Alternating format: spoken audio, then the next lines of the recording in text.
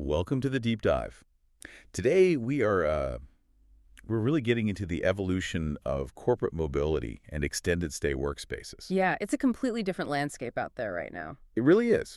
And to guide this discussion, we're anchoring our insights in some fascinating data and context from moveandstay.com Right. because they have, over 25 years of industry experience helping business travelers across the Asia Pacific. Yeah, connecting people with service departments, hotels, serviced offices, the whole ecosystem. Exactly. And alongside that broad context, we are zeroing in on a really revealing case study today. Oh, the ORIX announcement. Yes, the recent announcement from RIX Corporation about they're calling it the Master Membership Plan for their cross-office serviced offices in Tokyo. It's a huge shift in how we think about the physical office. Right. So our mission today is to decode how modern workspaces are shifting from these static, single location desks to dynamic multi-hub networks. And what that actually means for the people using them. Exactly what it means for you, the modern professional, trying to just live and work abroad comfortably. So, okay, let's unpack this. Let's do it. Because if you have ever had to run a major project from like a cramped hotel room, Ugh, the worst. you're right. Or if you've attempted to negotiate some confidential client contract over the background noise of a really busy cafe, you completely understand the friction we're talking about today. Oh, absolutely. The environment you're in fundamentally dictates how effectively you can operate. You're out of your element. Your cognitive load is just completely maxed out. You desperately need a real base of operations. Yeah, and for decades, the corporate travelers simply had to absorb that friction. It was just a hidden cost of doing business. You just dealt with it. Right. Ooh. You were expected to somehow maintain peak performance while operating out of a suitcase. With terrible Wi-Fi. Exactly. Relying on patchy public Wi-Fi, treating the corner of your hotel bed like it's a corporate boardroom. It's just so inefficient. It's an incredibly inefficient way to deploy high-value talent. Which is why looking at the 25-year history of a platform like Move and Stay is so fascinating to me. Oh, yeah. Because they've seen the whole evolution. Right. To understand where corporate mobility is right now, we kind of have to look at what they were solving back in, say, the late 90s and early 2000s. Right. Because if a company wanted to establish a beachhead in a new market back then, Yeah. the logistics were just an absolute nightmare. It was a monumental undertaking. I mean, think about the friction involved before we had this era of seamless digital infrastructure. Oh, I can't even imagine. If a corporate team needed to set up a regional hub in, let's say, Hong Kong or Singapore or Bangkok or Manila for like a 6-month project, they couldn't just drop in. No, they had to build it from scratch. Exactly. They had to navigate local real estate brokers, often in a different language. They had Yeah. to sign these rigid, multi-year commercial leases. Just for a 6-month project. Right. And then procure all the furniture, negotiate with local telecom providers to install physical landlines. Oh, wow. Yeah, landlines. Yep. Physical servers.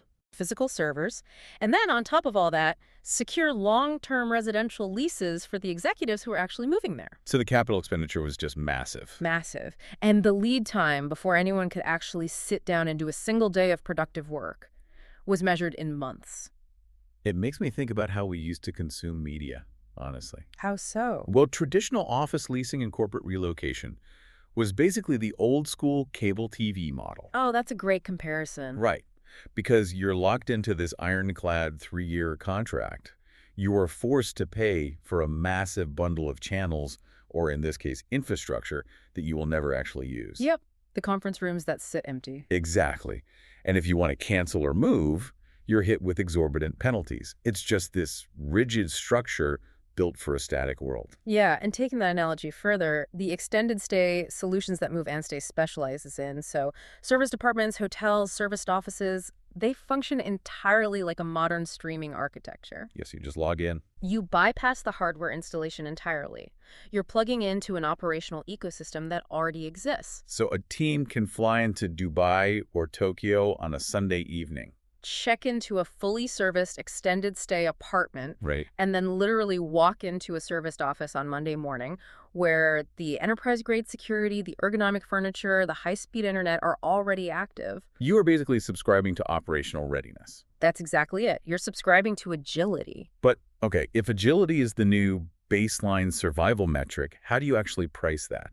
because traditional leases are financial black holes due to their unpredictability. Right. So when we look at this specific case study, the ORIX announcement in Tokyo, how are they restructuring the actual cost of corporate real estate to make it viable for a company entering a complex, high-barrier market like Japan? What's fascinating here is that they have essentially turned commercial real estate into a predictable SaaS subscription. Like software as a service? Exactly. ORIX is pricing this new master membership plan at a fixed monthly fee of 30,000 yen. Wait, 30,000 yen? Excluding consumption tax, yeah. I mean, for an enterprise or an entrepreneur, locking in a professional footprint in central Tokyo for roughly, what is that, $200 a month? Give or take, yeah.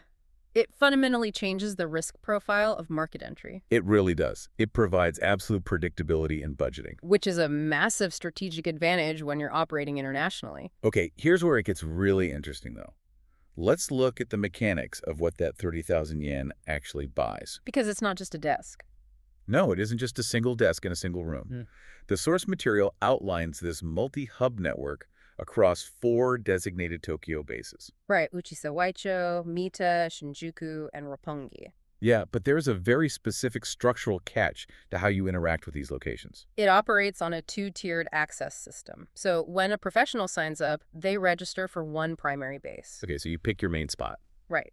And you are granted unrestricted 24/7 access to that primary location 365 days a year. Makes sense. However, you are also granted access to the other 3 secondary bases, but strictly during weekday business hours. So from 9 in the morning to 5 in the evening. Exactly.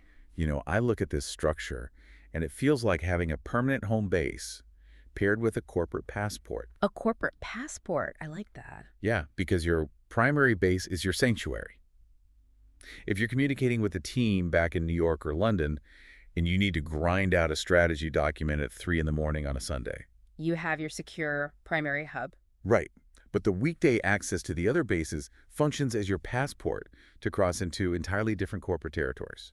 And a passport implies border crossings. And in a market like Tokyo, crossing between distinct wards absolutely functions like crossing into new economic borders. Tell me more about that. Why those specific neighborhoods? Well, consider the ones ORIX selected. Uchisaiwacho and Mita, those are traditional strongholds of finance, bureaucracy, heavy corporate enterprise. Lots of suits, very formal. Very formal. Then Shinjuku is a massive commercial and administrative giant. Meanwhile, Roppongi is heavily indexed on tech startups, international firms, high-end entertainment. So a completely different vibe. Completely. So if you're a fintech entrepreneur, being isolated in a traditional finance ward like Mita limits your ability to recruit tech talent. Oh, that makes all sense. Right. So by building a multi-hub model, ORIX allows a business to maintain a primary anchor in one sector while actively deploying into others as needed. I understand the geographical strategy, but I have to push back a little on the reality of that 9 to 5 limitation for the secondary basis. Okay. Like if I am permanently anchored in Mita, but I spend my Tuesdays floating around the Roppongi office between 9 and 5, doesn't that just make me a transient workspace tourist? The tourists. Yeah, if I'm just bouncing between neighborhoods to grab free coffee and use a different Wi-Fi network, does this model actually build the communities that ORIX claims to be fostering? I see what you're saying. Or does it just create a class of, corporate ghosts who don't really belong anywhere? Well, it is a risk you run whenever you introduce extreme flexibility. Without intent, people will just isolate themselves with noise-canceling headphones. Right, we've all done it. Exactly. However, the architectural intent behind this specific structure is to forcibly break down corporate silos. How so? Think about a traditional single-location office lease. Your professional network is basically limited to the 50 people who share your elevator bank. Yeah, you see the exact same people every single day. Which creates a massive echo chamber of ideas. By intentionally granting secondary access across these diverse economic zones, ORMA is attempting to engineer serendipity. Engineering serendipity. That's a great phrase. Let's dig into how that actually functions on, say, a random Tuesday afternoon in Roppongi. It really comes down to cross-pollination. When that professional travels from the Mita Finance Hub to work out of the Roppongi Tech Hub for the afternoon, they alter the chemistry of that shared space. By being there. Yes. They might overhear a conversation about a regulatory hurdle, or strike up a conversation by the coffee machine with a developer. And suddenly that leads to a partnership. Exactly. Even if their physical presence in that specific building is transient, the knowledge exchange is permanent. Oh, wow. I hadn't thought of it like that. And the 9 to 5 limitation. It's a feature, not a bug. It concentrates this cross-pollination during peak operational hours. Oh, so the spaces are actually dense with activity rather than just empty at night. Exactly. It forces the interaction. Which highlights exactly why platforms like Move and Stay lean so heavily into recommending these service networks for their clients. Absolutely. Because if you're relocating an executive to a new city, the biggest hurdle isn't just finding them a comfortable place to sleep. No, the real challenge is plugging them into the local business lifeblood. Right. And a multi-hub network accelerates that integration exponentially. They aren't starting from scratch. They're basically handed the keys to the city's broader economic engine on day one. Yeah, it's a massive competitive advantage. But to make any of this work, we kind of have to look past the membership tiers and examine the physical infrastructure itself. Like, what is actually inside these buildings? Well, the physical environment is the foundation of the entire strategy. ORIX has been refining this model for over a decade. Since when? They launched their first cross-office in Shibuya back in 2009. Oh, wow. So they've been at this a while. They have. They currently operate 6 bases in Tokyo, but the recent expansions, specifically the Roppongi location in mid-2019 and the Hibiya location in early 2020, those demonstrate a dramatic shift in how they view the purpose of the office. What changed with those newer locations? The Hibiya location, for instance, offers a mix of private and semi-private rooms alongside co-working spaces. Yeah. But it's their stated focus on what they call business well-being that represents a major pivot in corporate real estate philosophy. You know, when I hear the term business well-being, it immediately makes me think of the evolution of the fitness industry. Oh, that's an interesting parallel. Yeah, because 20 years ago, a gym was just a dark room filled with heavy iron plates. Sweaty, loud. Exactly. Hmm. The sole metric was how much weight you could move. But today, premium gyms have evolved into these comprehensive wellness ecosystems. They really have. They offer holistic nutrition, specialized lighting, recovery protocols, hyperbaric chambers. They realize that optimal performance requires supporting the entire human system, not just stressing the muscles. That is a highly accurate parallel. It seems like corporate real estate is finally undergoing the exact same realization. The office is no longer just a chair, a desk, and Wi-Fi password. No, not at all. Because for decades, the primary metric for commercial real estate was density. How many human bodies can we legally cram into this square footage? Exactly. Maximize the return on the lease. But that density actively degrades human performance. It's stressful. Highly stressful. So business well-being is the recognition that cognitive capacity is a finite daily resource. Oh, I love that. And the physical space must be engineered to protect that resource. Okay, let's apply that directly to the Hibiya location. Because the source material emphasizes that this specific base features a direct connection to Kasumigaseki Station. Yes, that is a key detail. Right. But on a surface level, that just sounds like a standard real estate perk, Like, Well, oh, it's close to the train. Nice. right.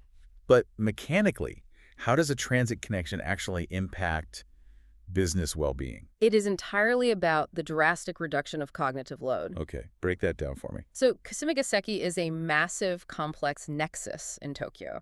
It's heavily tied to the government and bureaucratic districts. That was very busy. Incredibly busy. If an expatriate professional or a visiting corporate team has a high-stakes meeting forcing them to navigate a sprawling, multi-level transit system. Especially in a foreign language. Exactly. And then they have to exit into the unpredictable elements of a dense city. Maybe it's raining. Maybe it's 90 degrees and humid. Sweating through your suit. Right. And then hunt down a corporate address. Yeah. All of that drains their mental energy before the meeting even begins. Yeah, you're exhausted before you even sit down at the table. So by integrating the workspace directly into the transit infrastructure, you create a frictionless corridor. You remove those micro-stressors. The environment acts as a shield rather than an obstacle course. Exactly. The professional arrives at their private room or the co-working space with their cognitive reserves fully intact and ready to deploy toward the actual business objective. That makes perfect sense. And this approach really aligns with the broader corporate language we see surrounding these developments. Yeah, the societal impact stuff. Right. The source mentions that ORIX, as a global financial services group, is aiming to support societal vitality and meet evolving business needs. Which can sound like a buzzword. It really can. Corporate jargon, like societal vitality, can sometimes sound a bit hollow. Okay. But in the context of urban planning and real estate, what does that actually look like on the ground? Grounding that concept in reality means looking at the life cycle of a city block.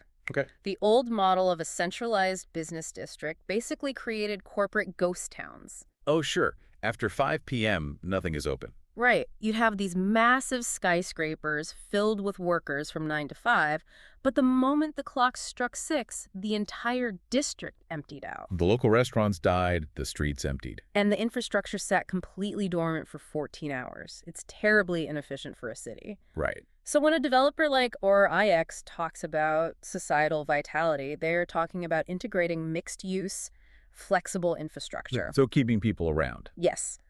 By combining extended stay residential options, multi-hub flexible workspaces, and transit connections, you keep the vascular system of the city pumping 24/7. The blending of work, life, and mobility prevents urban stagnation, Precisely. which circles us right back to the core mission of platforms like Move and Stay. Because for 25 years, their entire value proposition has been identifying these friction points in global business mobility and just smoothing them out. That's their bread and butter. Right. When an enterprise trusts a platform to handle an international deployment, they aren't just asking for a list of available apartments. No, they could just use a search engine for that. Exactly. They are asking for an operational guarantee. They need to know that their team can land in a market like Tokyo, slot into an extended stay environment that actively supports their cognitive and physical well-being. And immediately begin executing their strategy without fighting the local infrastructure. It is the ultimate evolution of corporate agility. It really is. The burden of maintaining the physical environment, ensuring enterprise-level security, managing the day-to-day logistics, all of that is entirely offloaded to the providers. So the professional is left with a singular focus. Yeah. Execution. Exactly. When you strip away the friction of long-term leases, the isolation of single-location offices, and the cognitive drain of poorly designed spaces, you unlock a level of global mobility that was simply inaccessible 2 decades ago. It is a remarkable shift in how we fundamentally view the physical footprint of business. I mean, whether you are an entrepreneur trying to break into the Tokyo market or a corporate director deploying a team across, Singapore, Hong Kong, Bangkok, or Dubai. The barrier to entry has never been lower. And the infrastructure has never been more supportive. Yeah. You are no longer tethered to a static lease or trapped in a hotel lobby. You are tapping into a living, breathing network. But, if we extrapolate the mechanics of this model out to its logical conclusion, it forces us to reconsider the very nature of a corporate headquarters. Oh, how so? Well, think about it. This raises an important question. If a single fixed monthly fee of 30,000 yen can successfully grant a professional seamless, frictionless access across 4 diverse economic zones within a megacity like Tokyo, Right. the architecture for a borderless office already exists. Oh, wow. I see where you're going with this. Imagine a near future where an extended stay membership model like this scales globally. Like a master membership for the whole world. Exactly, allowing a team to utilize a primary base in Singapore while maintaining active on-demand daytime access to integrated hubs in London, Manila, Dubai, and Sydney. The friction of international expansion would literally drop to zero. Completely. So what happens to traditional corporate identity and the very concept of a centralized company culture when your organization's physical headquarters is everywhere and nowhere all at once? Wow. That is an incredibly provocative thought to leave off on.